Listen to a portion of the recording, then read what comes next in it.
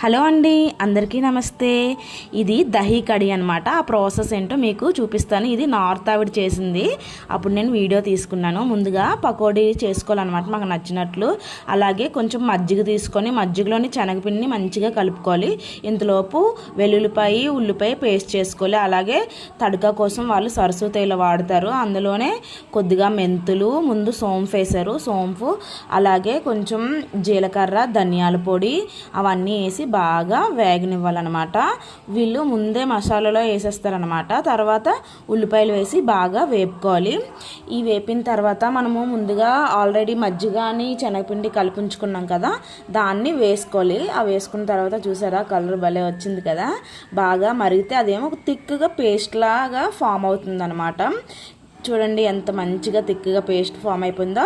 దీంట్లో ముందుగా వేసుకున్న పకోడీ వేసేసుకుంటే